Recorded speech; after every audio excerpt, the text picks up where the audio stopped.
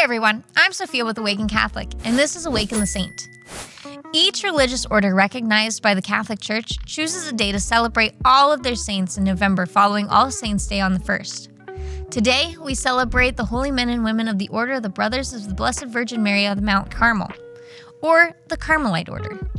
These saints include popular names like Therese of Lisieux, John of the Cross, Cyril of Constantinople, and Teresa of Avila, just to name a few.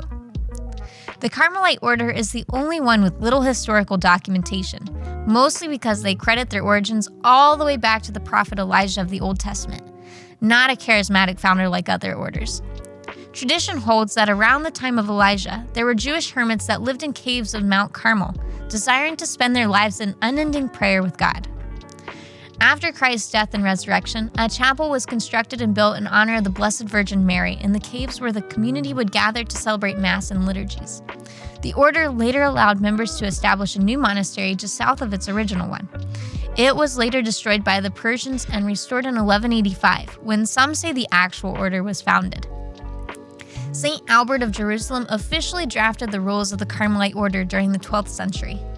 Those who desired to take religious vows as a Carmelite took to heart the desire to live in full allegiance to Jesus Christ through daily Mass and deep devotion, works of charity and labor, and a total vow of poverty, all through the Sacred Heart of Mary.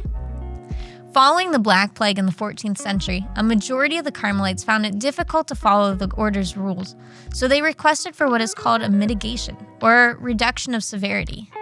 Pope Eugenius IV officially released a mitigated variation of the order in hopes of uniting the brothers. The first Carmelite order of sisters was established in the 15th century, when the women were drawn to the life of prayer and solitude the brothers modeled.